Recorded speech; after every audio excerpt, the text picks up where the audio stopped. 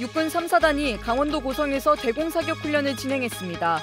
훈련은 대공사격 절차를 숙달하고 방공작전 수행 능력을 배양하기 위해 진행됐으며 발칸과 K6 기관총이 활용됐습니다. 이번 훈련은 운전병도 사격에 참여하며 사수가 부재일 경우를 대비했습니다. 한미해군이 지난 7일부터 15일까지 포항 동방해역에서 해군 52기뢰전대와 미국 해군 7기뢰대항전대가 참가한 가운데 한미연합 기뢰전 훈련을 실시했습니다. 지난 2014년 처음으로 실시해 올해 10회째를 맞이한 이번 훈련은 한미해군의 연합 기뢰전 수행 능력 향상을 위해 진행됐습니다. 미국의 B-1B 전략폭격기가 전개한 가운데 한미연합 공중훈련이 실시됐습니다. 훈련엔 우리 공군의 F-35A와 F-16 전투기, 미국의 F-16 전투기 등이 참여했는데 미 전략자산을 포함한 한미연합 공중훈련으로 대북 억제 능력을 과시했습니다.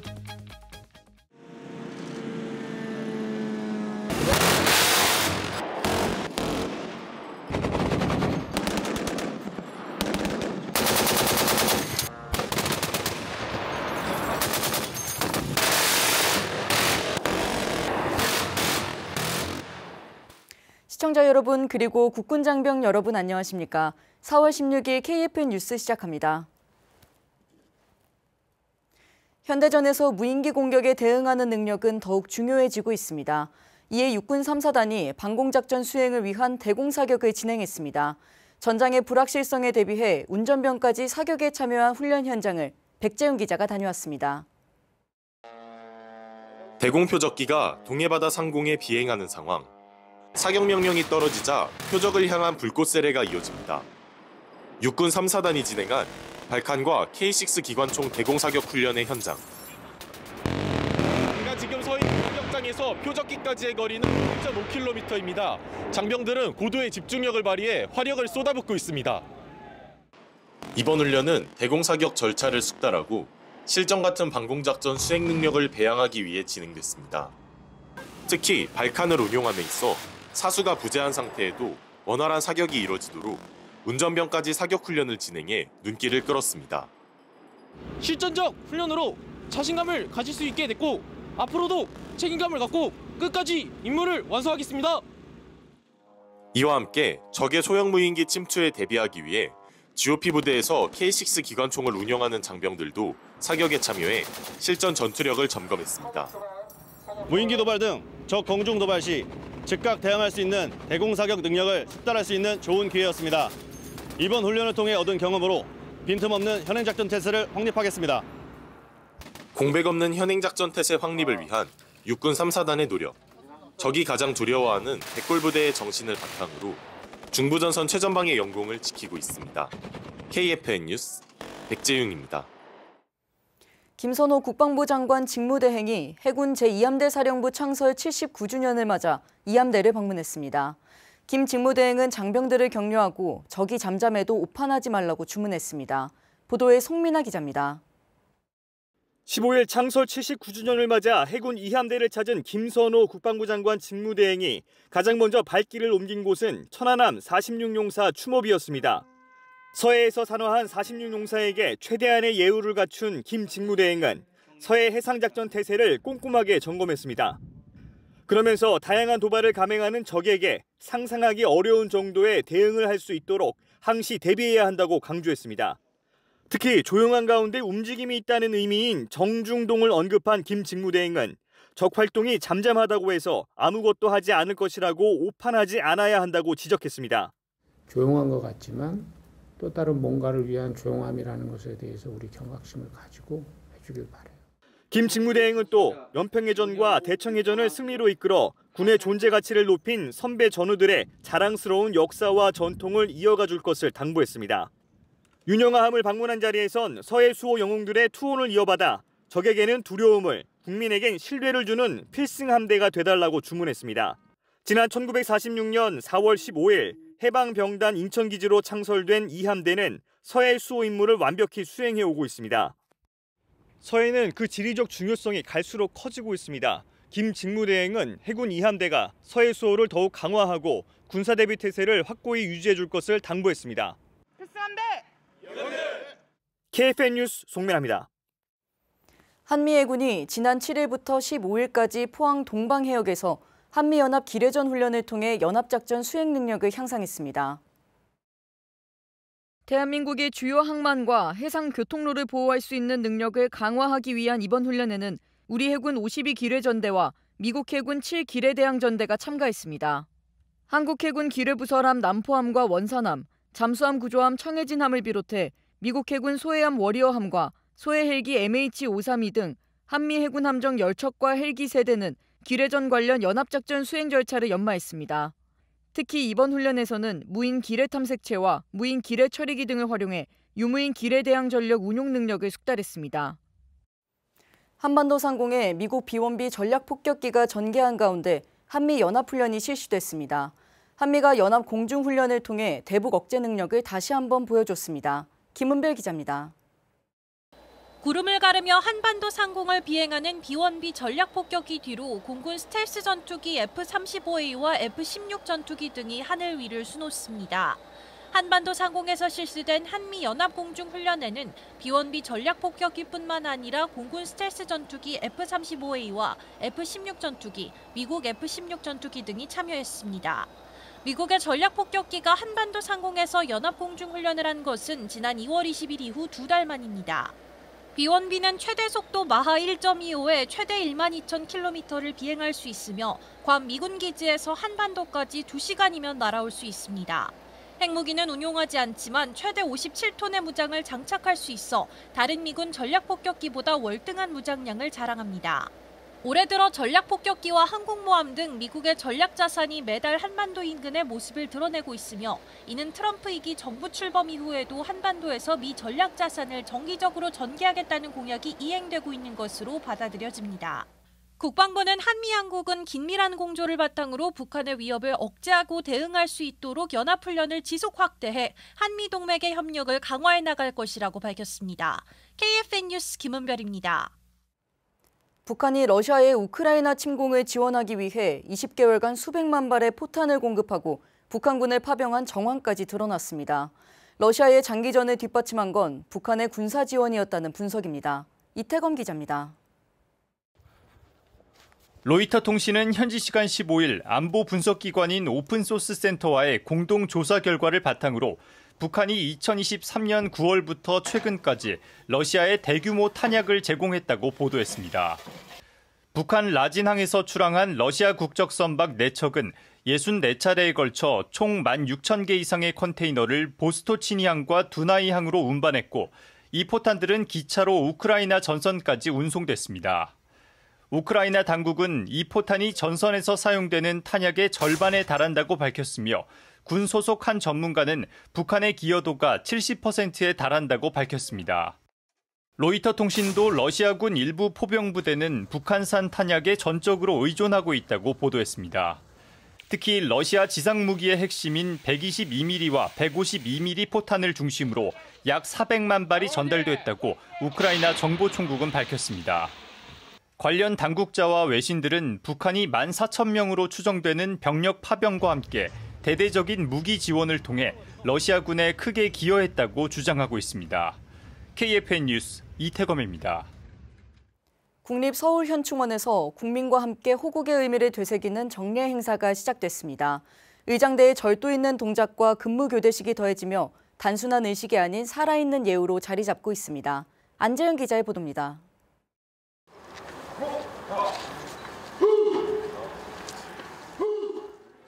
의장대 장병들이 묵직한 구령과 엄숙한 발걸음 속에 근무교대가 시작됩니다.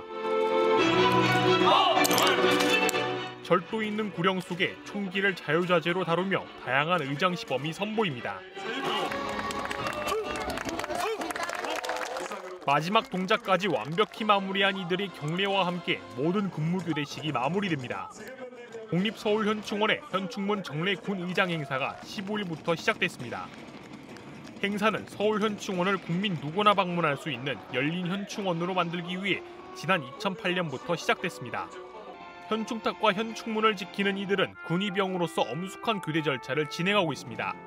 의장 행사는 현충문 근무교대식과 의장대 장병들이 펼치는 다채로운 동작 시범으로 이루어졌습니다.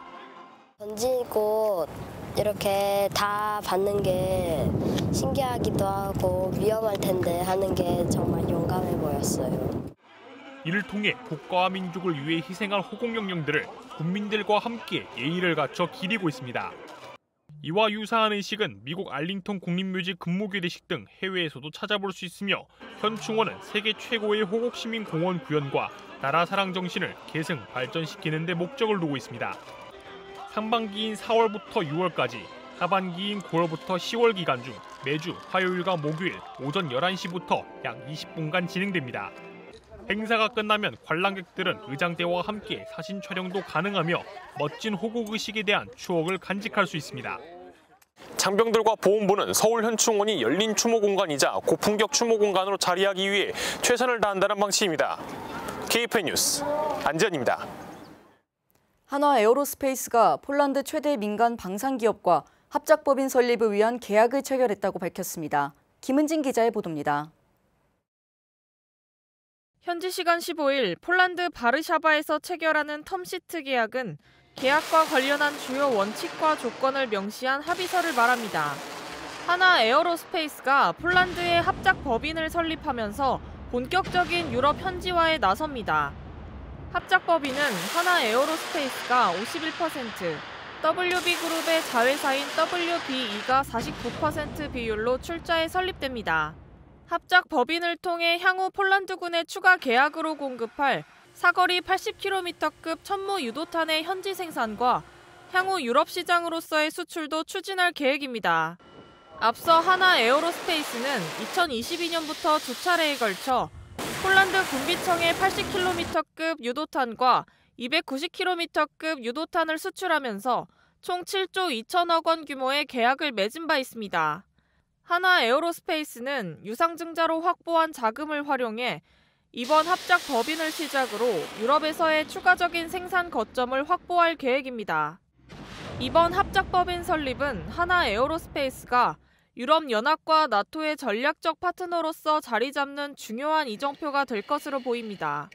KFN 뉴스 김은진입니다. 최근 아프리카 남수단에서 벌어진 무력 충돌로 인해 최소 200명이 사망한 것으로 알려졌습니다. 국제인권단체들은 전쟁 범죄의 가능성을 제기하며 국제사회의 조사를 촉구했습니다. 김효진 기자의 보도입니다. 살바키르 대통령과 리에크 마차르 부통령 간의 권력 다툼으로 2013년 독립 이후 계속 살얼음판을 걸어왔던 남수단. 2018년 이 두 사람이 평화협정을 맺으면서 상황이 나아지는 듯 보였으나 지난달 26일 리에크 마차르 부통령과 그의 아내인 내무장관 안젤리나 테니가 자택에서 체포되면서 대규모 충돌이 연쇄적으로 발생했습니다. 특히 리에크 마차르 부통령의 근거지인 나시르 지역에선 격렬한 전투가 벌어졌습니다. 유엔에 따르면 3월 이후 발생한 무력 충돌과 공습으로 180명 이상 사망하고 210명 이상 다쳤습니다. 피난민은 약 12만 5천 명으로 집계되는데 지난 2월 최소 5만 명의 피난민이 발생했다고 발표한 것과 비교하면 2배 이상 증가한 수치입니다.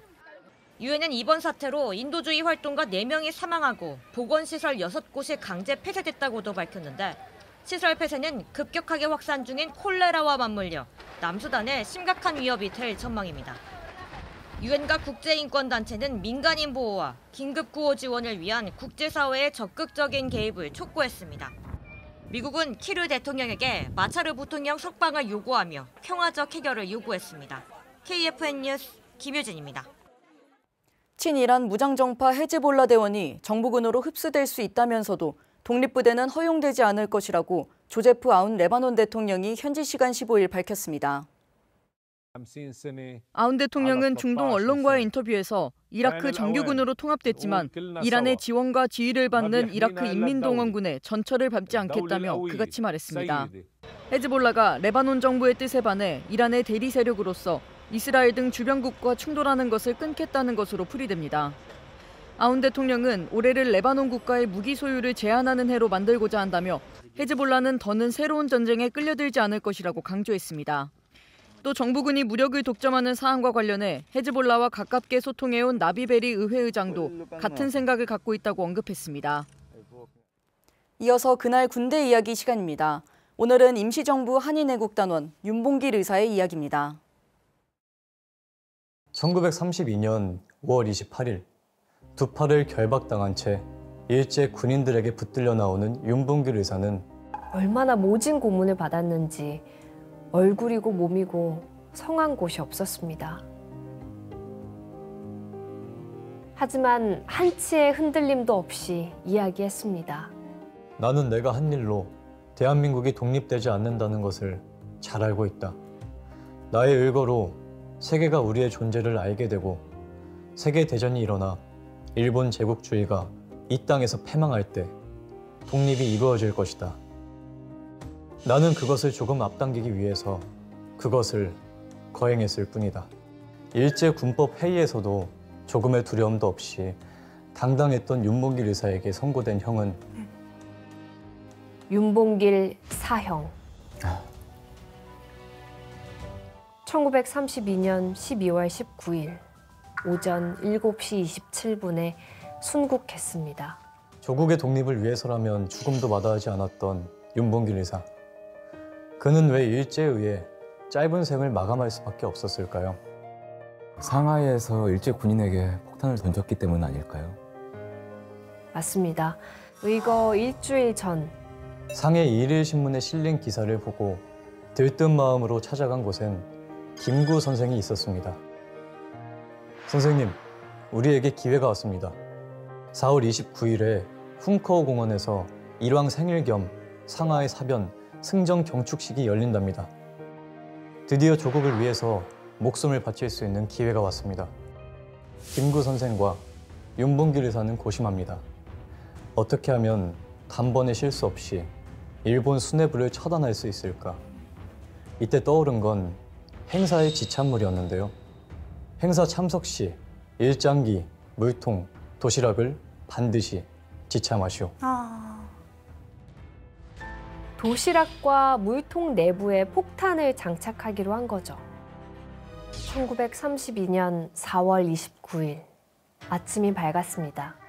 수많은 인파가 모여든 훈커우 공원에서 일장기를 흔들며 즐거워하는 일본인들 사이엔 비장한 표정의 윤봉길 의사가 있었습니다. 갈색 양복에 붉은색 넥타이, 회색 모자를 푹 눌러쓰고 일본인으로 위장한 채 전날 사전 답사로 점 찍어 놓은 곳에 자리를 잡았습니다. 일제 국가가 울려 퍼지던 그때 갑자기 윤봉길 의사가 뛰기 시작하더니 일제 수뇌부가 줄지어 서 있는 단상을 향해 있는 힘껏 물통 폭탄을 집어 던졌습니다. 엄청난 폭음과 함께 단상이 무너져 내렸고 일제 수뇌부가 줄줄이 쓰러졌습니다.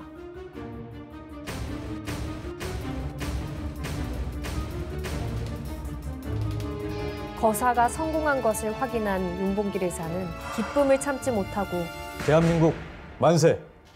대한민국! 갑자기 달려든 일제 군인들에게 짓밟히고 무차별적으로 구타를 당하고 쓰러진 채로 끌려가게 되는데요. 너무 마음이 아프다. 지켜보고만 있을 수 없었던 김구 선생은 외신을 통해서 그날의 진상을 밝히는데요. 윤봉길 의사님 의거에 숨겨진 진실이 있나요? 그 배경에 한인 애국단이 있음을 밝혔습니다. 윤봉길 의사 혼자서 한 일이 아니라 한인 애국단의 단장인 자신이 주도했던 거였죠. 사실 의거 3일 전에 아주 비밀스럽게 윤봉길 의사의 한인 애국단 입단 선서식이 거행됐습니다. 거사 3일 전에요? 왜요? 의거가 윤봉길 의사의 개인적인 행동이 아니라 한민족 전체를 대변하는 것임을 전 세계에 알리기 위해서였죠. 나는 마음에서 우러나오는 정성으로 조국의 독립과 자유를 회복하기 위하여 한인 애국단의 일원이 되어 중국을 침략하는 적의 장교를 도륙하기로 맹세하나이다. 한인 애국단이 어떤 단체였는지 짐작이 되시나요? 일제의 주요 인사들을 암살하는 단체였을 것 같은데요. 조국의 독립을 위해서라면 위험한 일도 마다하지 않고 목숨을 바쳐서라도 말이죠. 자신의 목숨보다 오직 국가를 위해 희생한 수많은 분들 덕분에 지금의 대한민국과 오늘의 우리가 존재할 수 있었습니다. 호국 보훈 정신이야말로 대한민국이 가장 안전하고 강한 국가로 나아가는데 가장 큰 원동력이 된다는 사실을 잊지 않으셨으면 좋겠습니다. 이어서 오늘의 국방단신 전해드립니다. 해군 일함대 3,100톤급 호위함인 대구함이 동해상에서 함포와 소화기 사격 훈련을 했습니다. 장병들은 5인치 함포 사격과 해상 소화기 사격, K1A 기관 단총을 활용한 승선 검색 등 훈련을 병행하며 유사시 어떤 위협에도 즉각 대응할 수 있는 작전 대비 태세 유지에 만전을 다했습니다.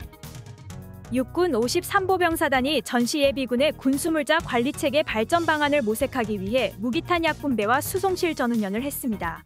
훈련은 중요시설 일대의 미상에 폭발이 발생한 상황이 부여되며 시작됐는데 특히 예비군 지휘관들이 무장경찰관과 함께 분배된 무기와 탄약을 작전지역 일대에 실제 수송하면서 행동화 절차를 숙달했습니다. 육군 50보병사단이 경북 경주시 임강읍 소재 공용화기 사격장에서 안전사고 예방을 위한 불모지 작전을 성공적으로 마무리했습니다. 작전에는 장병 150여 명이 투입돼 불발탄 식별과 제거, 사격 지점 잠목 제거 등을 하며 위험 요소를 사전에 제거하고 실전 훈련을 할 수 있는 안전한 훈련 여건을 조성했습니다.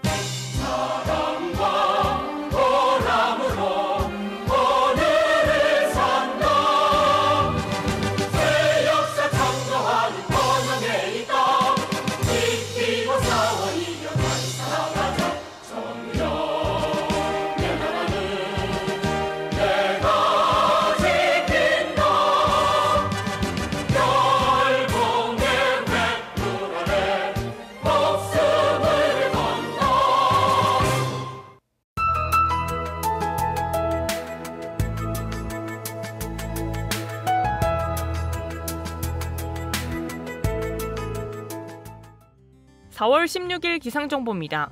오늘부터는 다시 따뜻한 봄 날씨가 돌아오겠습니다. 어제 대비 4에서 5도가량 높은 기온으로 출발해 쌀쌀함이 훨씬 덜합니다. 다만 일교차가 클 것으로 예상되니 겉옷으로 체온 조절이 필요하겠습니다. 오늘은 전국이 맑고 쾌청하겠으며 해안 산지 지역으로는 강풍이 예상됩니다. 내일도 오늘과 유사한 날씨가 나타나겠지만 서울을 포함한 중부지방으로는 오전에 1에서 3mm의 소나기가 예상됩니다. 내일 아침 최저기온은 서울 13도, 원주 7도가 예상되며 한낮 최고기온은 서울 23도, 원주, 대구 26도가 예상됩니다. 작전 기상입니다. 오늘 기상이 작전에 미치는 영향은 없겠습니다. 주간 기상 전망입니다. 이번 주간은 잦은 기압골이 통과하겠습니다. 주말 사이 서울, 경기, 강원 지역으로는 5에서 20mm의 비가, 충청 이남은 1에서 5mm의 비가 예상되며 다음 주 화요일엔 10에서 30mm의 비가 예상됩니다. 이상 공군기상단 제공 기상정보였습니다. 이것으로 KFN 뉴스를 마칩니다. 시청해주신 여러분 고맙습니다.